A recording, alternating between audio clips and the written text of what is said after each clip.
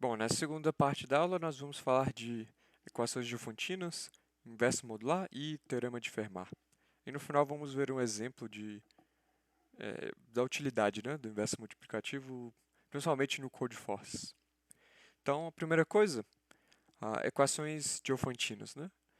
Em particular, a gente está interessado nesse tipo de equação. Então, A, B e C são constantes e x e y são variáveis. Então, dado A, B e C, a gente quer saber quais x e y satisfazem essa equação, né? E não só qualquer x y inteiros, né? Então, bom, se fosse real, aí talvez fosse até um pouco mais fácil de resolver, né? A graça aqui é trabalhar com os inteiros.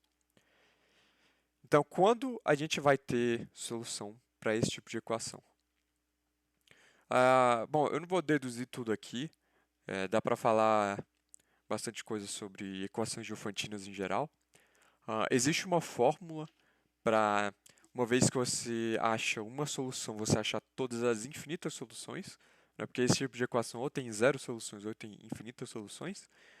Mas, por enquanto, a gente está só interessado em saber se tem solução ou não, né?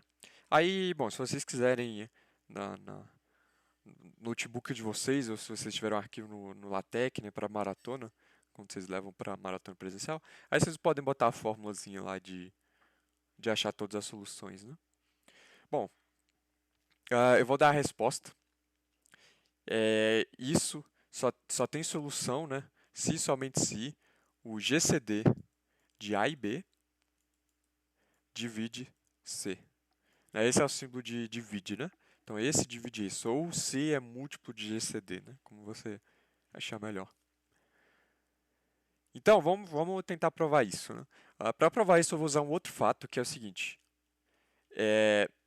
Aqui eu vou chamar G, né? Vou chamar esse GCD de G para escrever menos.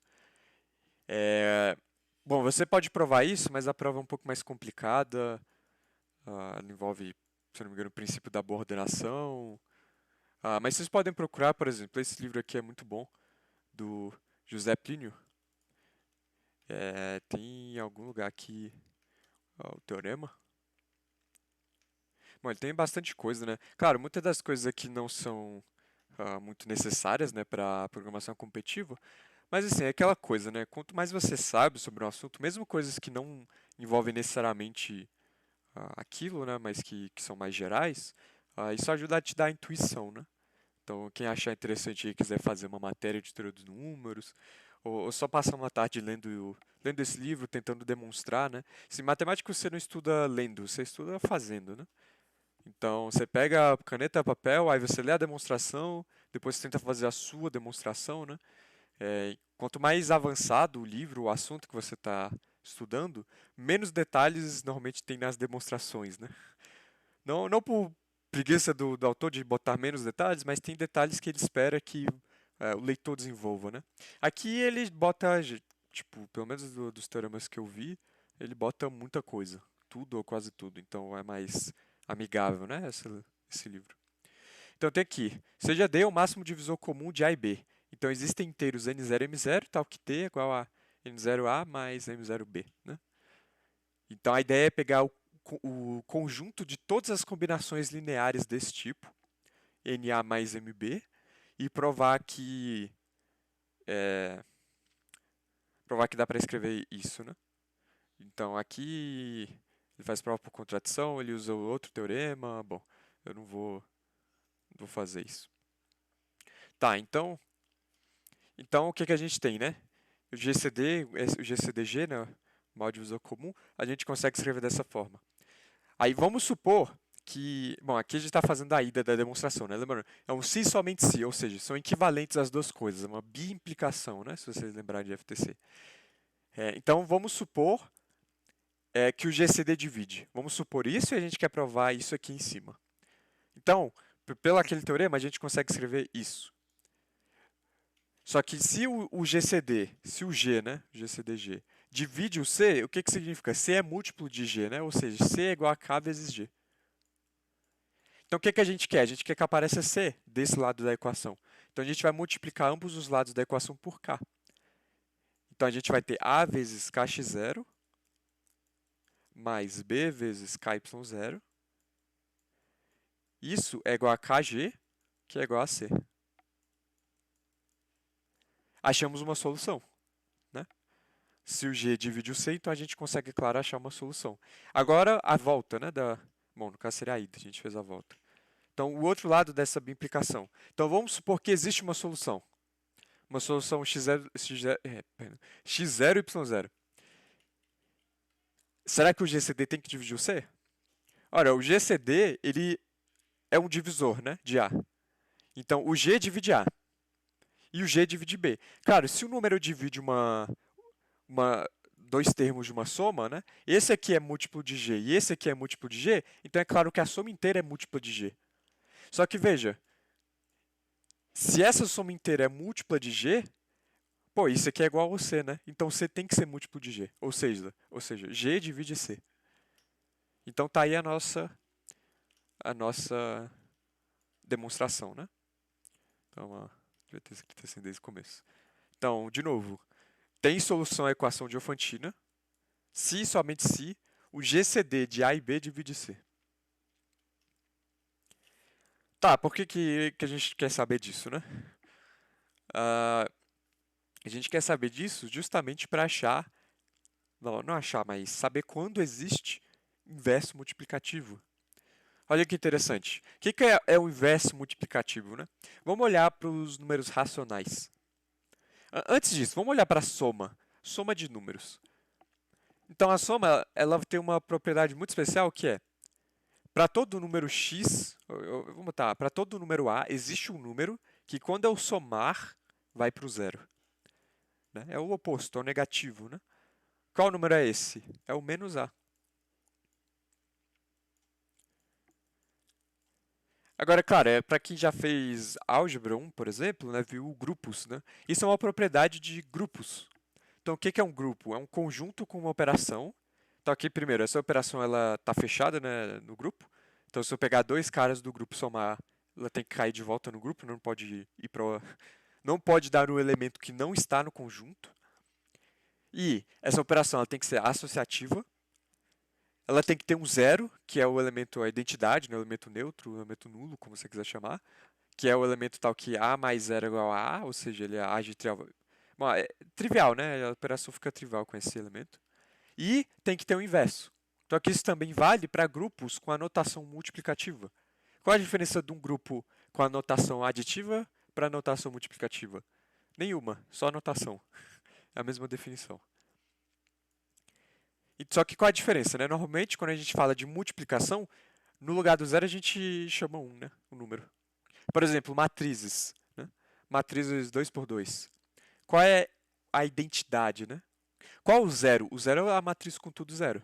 Se eu somar qualquer matriz com a matriz 0000, vai dar, tipo, A mais essa matriz, né? Vai dar A. Só que na multiplicação existe um número 1? Existe, que é a matriz de identidade. Agora, claro, se você pegar todas as matrizes do mundo, isso não vai dar um grupo multiplicativo, se a gente considerar a operação de multiplicação. Por quê? Porque nem toda matriz tem inverso multiplicativo. Quais matrizes têm inverso multiplicativo? As matrizes que têm determinante diferente de zero. Agora, se a gente pegar todas as matrizes com determinante diferente de zero, isso dá um grupo multiplicativo. Mas, de novo, né? A gente poderia chamar a operação de qualquer coisa. Poderia chamar a operação de um quadrado, bola, qualquer estrela. Tipo, estrela. O nome da operação não importa, o que importa é a estrutura, né, da operação. Enfim, antes que eu viaje mais, né? Então, por exemplo, nos racionais, como eu dar o exemplo. Qual é o inverso multiplicativo do 2? É o número que, quando eu multiplicar por 2, vai dar 1. E por que a gente está tão interessado nesse tipo de número, né? Bom, a gente usa eles a todo momento para fazer conta, né? Por exemplo, sei lá, se a gente está resolvendo uma equação desse tipo, lá, em cálculo 1, por exemplo, né? Então, 2x dividido por 6 é igual a 10. Aí a gente meio que corta, aqui fica 3, aí passa o 3 multiplicando, né? Para achar x igual a 30. que a gente está fazendo no final das contas? Qual o processo passo a passo, né? Aqui a gente está se corta. O que é cortar? Então a gente está reescrevendo a equação como 2 vezes. A gente vai aproveitar comutatividade da multiplicação, se a gente pode trocar a ordem, né, dessa operação. Então 2 vezes 1 sobre 6 vezes x é igual a 10. Só que o que é 1 sobre 6? 1 sobre 6 ele é 1 sobre 2 vezes 1 sobre 3. Agora, 2 vezes 1 sobre 2, 1 sobre 2 é o inverso multiplicativo de 2. Isso dá 1. Só que 1 vezes qualquer coisa é qualquer coisa. Então, 1 vezes 1 sobre 3 dá 1 sobre 3. Agora, o que a gente faz para resolver? A gente vai multiplicar 3 em ambos os lados. Então, lembra aquela propriedade que a gente viu na aula 1, que na congruência modular pode multiplicar em ambos os lados, né? É por isso que a gente quer aquele tipo de propriedade, né? Para fazer esse tipo de coisa. Então, multiplicando 3 em ambos os lados, 3 vezes 1 sobre 3, 1 sobre 3 é o inverso. Então, dá 1. Só que 1 vezes x dá x. Então, a gente isola x é igual a 30. Então, esse todo é o processo, né? Se a gente tem o inverso multiplicativo para todos os números no módulo m, por exemplo, a gente consegue fazer muita coisa. Lembrando que, por exemplo, outro exemplo, né? Essa álgebra linear, quando vocês fizeram YAL, né? Quando a gente faz propriedade, a gente demonstra teoremas em YAL, por exemplo, base, sei lá, escrever transformação linear como matrizes, né? Muitas coisas que a gente faz em álgebra linear, a gente acaba usando o inverso multiplicativo para fazer as contas, né? Sem o inverso, será que as coisas funcionam? Tudo lá de álgebra linear? A resposta é que não. Na verdade, existe uma generalização de espaços vetoriais que é chamado de R-módulo, que é a mesma coisa que espaço vetorial, só que os escalares, né, o corpo dos escalares, na verdade, não é um corpo, ou seja, os elementos ali não necessariamente vão ter inverso multiplicativo. E aí você perde a garantia de base. Pode ter base, você dá sorte, mas não é garantido que você vai ter base. Existem exemplos em que não existe base, né? Se você perder o inverso multiplicativo. Agora, espaços vetoriais, como tem inverso multiplicativo, sempre tem base. Né? No caso, pode ser infinito ou infinito, mas vai ter base. Então, é extremamente importante o inverso multiplicativo para muitas coisas, né? Para a gente de programação convetiva, para IAL, para álgebra, sei lá, para muita coisa. Bastante coisa. Tá, então vamos tentar achar o inverso multiplicativo. Vamos supor que eu quero achar o inverso multiplicativo do A. Então, o que é o inverso multiplicativo do A? É um número x que, quando eu multiplicar por A, né, A vezes x, isso vai dar congruente a 1 no módulo M. Aí, claro, eu falei todas as coisas de grupo, não sei o quê. Se você pegar os inteiros do módulo M, isso dá um anel. Eu não vou falar muito disso, mas para quem fez álgebra e tá curioso, sim, dá um anel, você pode provar aí todas as propriedades. Para quem viu anel quociente, os inteiros do módulo P, ele é o quociente dos inteiros pelo ideal PZ. O que é o ideal PZ? Esse ideal ele consiste em todos os múltiplos de P, né? Ou seja, P vezes X para todo x inteiro. Aqui, bom, botei P, né? M, né, na verdade. Se o Z módulo MZ é um anel e o Z módulo PZ é um corpo, né, se o P for primo. Por que ele é corpo? Porque todos os elementos diferentes de zero vão ter inverso multiplicativo. Enfim, só para curiosidade para quem fez essas disciplinas, né? Tá, então vamos voltar ao nosso problema aqui. Então, isso é o inverso multiplicativo, né? O x é o inverso multiplicativo do A e, por outro lado, o A é o inverso multiplicativo do x. Então, definição, né? Definição, sempre. Quando é que isso é verdade? Quando ax menos 1 ele é um múltiplo de m. Aí eu vou usar, eu normalmente uso k, mas aqui eu vou usar y, vocês vão ver por quê. Então, tem que existir um y, tal que y vezes m dá isso aqui, né? Vamos reorganizar essa equação. Ax menos ym é igual a 1. Agora, lembrando que esse y pode ser inteiro, quer dizer, ele tem que ser inteiro, mas pode ser tanto positivo quanto negativo. Então, se eu fizer y' é igual a menos y, eu posso substituir isso aqui por mais y', né? Aí eu vou usar só y, para não complicar, tá? Mas, claro, como pode ser tanto positivo ou negativo, tanto faz isso aqui tá mais ou menos, né? Então, ax mais... Agora eu vou reorganizar isso aqui para ficar mais bonitinho. My é igual a 1. Pera, opa. O que está acontecendo aqui? Isso aqui é uma equação diofantina, só que com C igual a 1. Olha que interessante. A questão é que, aqui, quais são os nossos coeficientes? A e M, né? São fixos. O A é o cara que a gente quer achar o inverso e o M é o mod que a gente está considerando, fixo. E quais são as nossas variáveis? O X, que é o inverso que a gente quer achar, e o Y, que é esse múltiplo aqui. Ah, então olha que interessante, né? Como é que a gente resolve esse tipo de equação, né? Quando é que tem solução? Quando o GCD de A e M divide C. Só que o C é 1. Qual o único número positivo que divide 1? É 1. Aí tem o menos 1, isso aqui é o maior divisor comum, né? Claro que 1 é maior que menos 1. Então o GCD tem que ser 1. Ou seja, só vai ter inverso multiplicativo numa equação desse tipo quando o GCD desse cara que você quer achar o inverso multiplicativo e o M do mod é 1. Agora, por que o primo é tão interessante em teoria dos números, né? Por quê? Quais números que dividem que dividem P, perdão? 1 e P. Então, todos os números de 1 até P menos 1 vão ter GCD com P igual a 1. Todos os números. Ou seja, todos os números de 1 até P menos 1 têm inverso multiplicativo.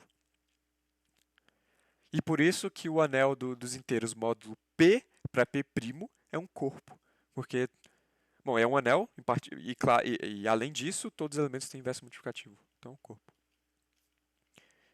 Bom, é um anel, né? Um anel, aqui eu estou considerando anel como um anel com unidade e comutativo, né? Tem muitas definições aí de anel. Bom, agora a gente sabe descobrir se tem inverso multiplicativo. E vejam que isso aqui, ó, isso aqui é um si somente si, tá? É um si somente si. Então a gente não está falando, olha, se o GCD for 1, tem inverso. A gente está falando, vai ter inverso se e somente se o GCD é 1. Não existe um outro caso. Se tiver inverso, o GCD é 1. Se o GCD é 1, tem inverso. Ponto. Acabou. Tá, então vamos agora tentar achar quando tem o inverso multiplicativo. Não, perdão. Tentar achar o inverso multiplicativo. É que quando tem a gente sabe, mas como é que calcula isso, né? Primeira coisa, vocês podem calcular usando o algoritmo de Euclides, né? Algoritmo de Euclides estendido. Então, é uma das formas de achar. Mas, eu gosto de fazer de outra forma, que eu acho mais interessante, né? Então, vocês devem ter visto o algoritmo de Euclides lá é, na primeira aula, né? Com o professor Vinícius. Então, vamos tentar achar aqui de outra forma. Vocês já devem ter ouvido falar do Teorema de Fermat. Então, o que o Teorema de Fermat diz, né? Se P é primo, importante, P primo. Então, agora, a partir de agora, a gente vai considerar só primos. A e o GCD de A e P é igual a 1. Ou seja, A não pode ser múltiplo de P, né? Então, o A elevado a P menos 1 é congruente a 1 no módulo P. Aí você me pergunta, pera, como é que esse teorema nos ajuda a achar o inverso multiplicativo? Olha, é bem simples, na verdade. O que é A elevado a P menos 1? É A vezes A vezes A vezes A. Então, eu vou tirar um A aqui desse produtório. O que a gente obtém? A vezes A elevado a P menos 2, congruente a 1 módulo P. Aí você, pera, e se esse P menos 2 ficar negativo, o que acontece? Bom, quando é que o P menos 2 vai ficar negativo? Se o P for 1, né? Ou menor. Só que aí no módulo 1 só tem 0. E o GCD de 0 e P é P. Bom, aí o P é 1, né? Mas o 1 não é primo, é o que importa, né? Então, enfim. Então, esse número aqui, AP-2, né? Ele vai ser o produto de vários A's. E esse A aqui é um A. Então, o que a gente está falando? Que A vezes esse número é congruente a 1. Esse cara é o inverso multiplicativo. Agora a pergunta. Alguém pode perguntar. Pera, mas o inverso multiplicativo ele é único? Será que ele é único? Para quem viu grupos, né? Álgebra 1, vai saber que sim. Mas a gente pode provar isso, não é difícil. Vamos supor que tem dois inversos multiplicativos para o A, x e y. Então, ax é igual a 1 e AY é igual a 1. O que acontece? Ambos são iguais a 1, né? Então é claro que ax é igual a y. Multiplica x na esquerda de ambas as equações. X vezes A dá quanto? Dá 1. 1 vezes x dá x. X vezes A dá quanto? Dá 1. 1 vezes y dá y. X é igual a y. Ou seja, se você assumir dois inversos multiplicativos, eles têm que ser iguais. Então ele é único. E ele é único e ele funciona à direita e à esquerda. Né? Bom, aqui eu usei o fato dele funcionar à esquerda e à direita. Né? Você pode provar isso também. Tá. Então, como é que a gente acha o inverso multiplicativo? Se esse teorema for verdadeiro, né? A gente ainda vai provar o teorema. A gente usa exponenciação rápida e acha em log. Então a gente pega o cara que a gente quer achar e multiplica pelo primo menos 2. E a gente tem o inverso multiplicativo de A. Tá, então, o que a gente faz agora? Prova o teorema. Antes de provar o teorema, a gente tem que provar outro teorema, que é o teorema de Wilson. Então, deixa eu descer aqui, vamos provar o teorema de Wilson aqui embaixo. Eita, ele tirou meu zoom. Então, o que o teorema de Wilson diz? Ele diz que P menos 1 fatorial é congruente a menos 1 módulo P.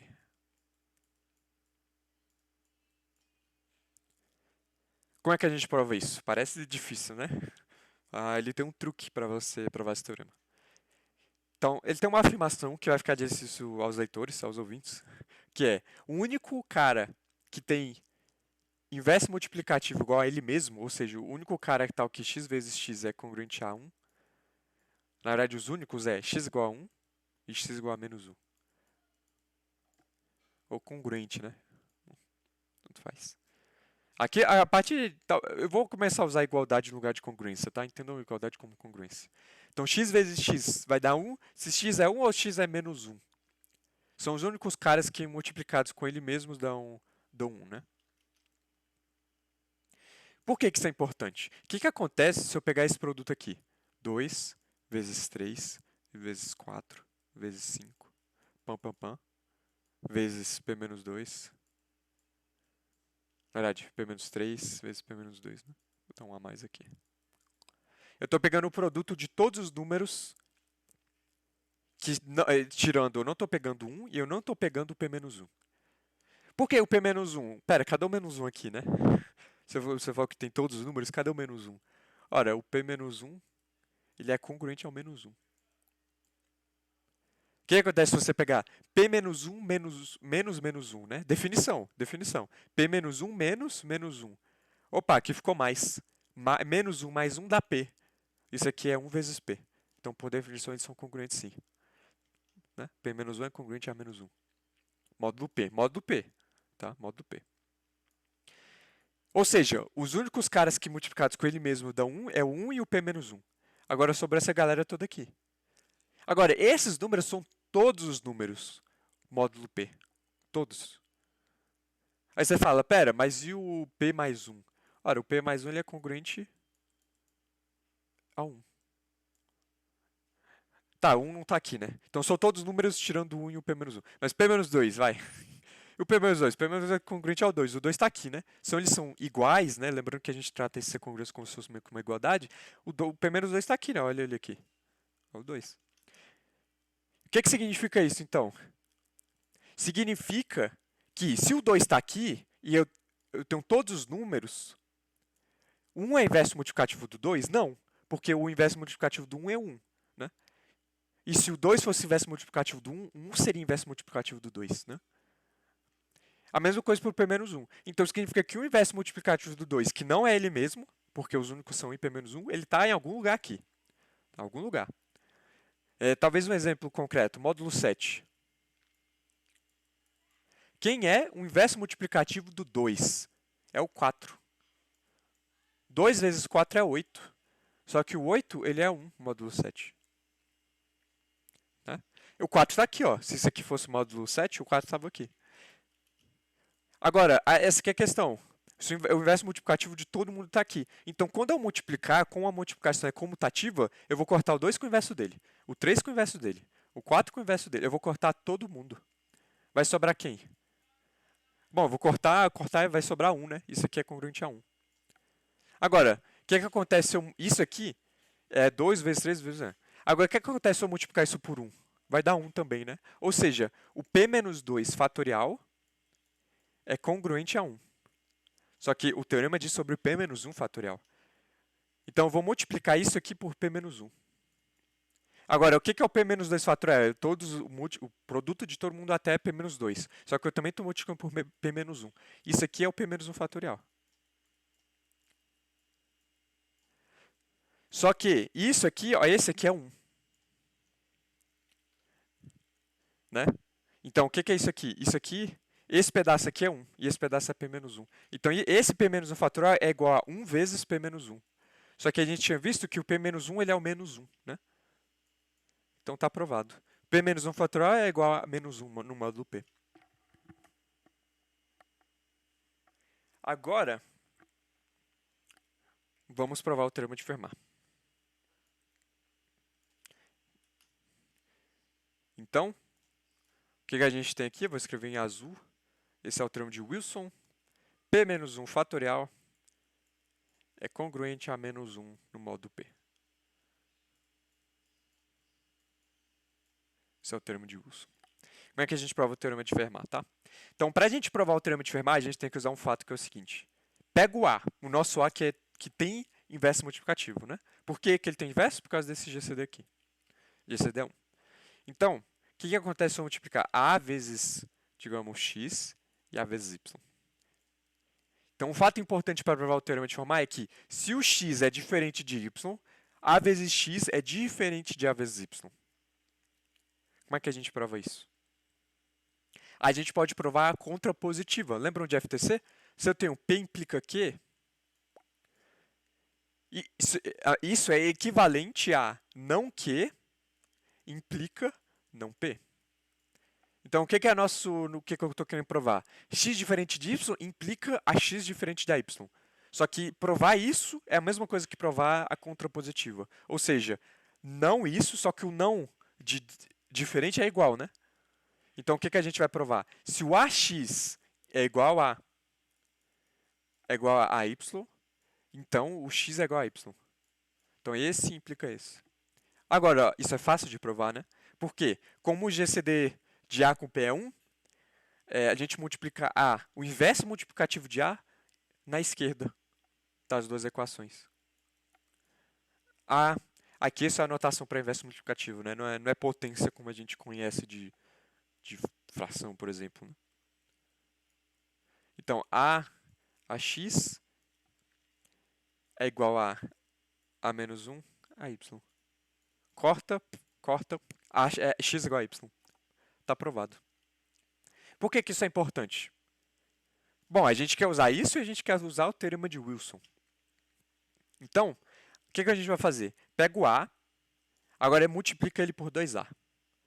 Multiplica isso por 3A. Multiplica isso por 4A. Pam, pam, pam, até chegar no P-1. P-1A. O que acontece? Isso aqui é 1 vezes A, certo? A gente provou que 1 é diferente de 2, então 1 vezes A é diferente de 2 vezes A. 1 é diferente de 3, então 1 vezes A é diferente de 3 vezes A. Ou seja, se eu pegar qualquer par desses produtos aqui, qualquer par desses termos aqui, eles vão ser diferentes. Quantos termos tem aqui? Por quê? Porque todos esses caras são diferentes. Né? Se eu pegasse aqui agora P vezes A, bom, aí é o zero, né? Mas se eu pegasse, por exemplo, P mais 1 vezes A, ora, o P mais 1 ele é igual a 1. Esse cara é igual a esse. Aí vai dar igual, obviamente, né? Porque os caras são iguais. Mas aqui, como a gente está pegando todos os caras 1, 2, 3, até P menos 1 diferentes, então todos esses caras vezes A vão dar diferentes. Agora, o que acontece? eu vou ter, se todos esses caras são diferentes, significa que eles vão ser todos 1 vezes 2 vezes 3 vezes 4 vezes pam, pam, pam, vezes p menos 1. Por quê?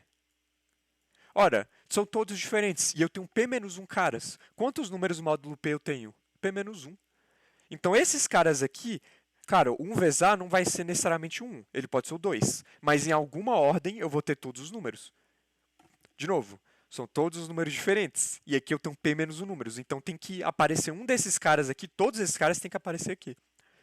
Ou seja, esse a vezes 2a vezes 3a vezes pam, pam, pam, vezes p menos 1a, isso aqui ele é igual a 1 vezes 2 vezes 3, né? É p menos 1 fatorial. Só que o p menos 1 fatorial é o menos 1. Só que o que acontece? Todos esses caras aqui, né? Bom, é menos 1, tá. Bom, na verdade, dá pra até escrever no lugar do menos 1, p menos 1, né? Eu acho que facilita. Só que aí vamos ver aqui um pouco para a esquerda. Vamos pegar todos esses A's e juntar eles. Tem quantos caras aqui? Quantos A's? P menos 1. A, P menos 1.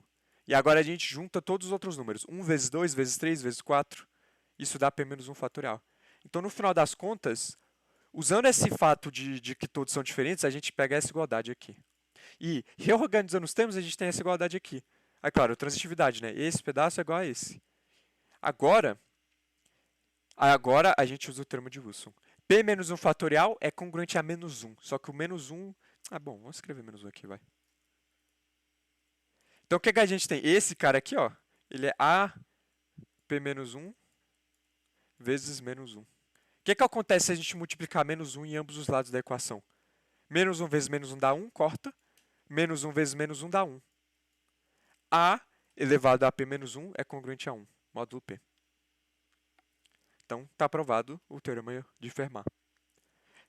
Tipo, parece difícil, né, quando a gente vê, mas construindo toda essa teoria, a gente vê que não é tão difícil, né? A gente usa alguns fatos conhecidos dos inteiros do módulo P, algumas coisas que a gente provou, esse termo de Wilson que a gente provou, a existência do inverso multiplicativo que a gente provou. Tá, então, vamos ver mais alguma coisa aqui. Bom, na verdade, vamos acabar aqui e no próximo vídeo eu falo de alguns exemplos e algumas curiosidades.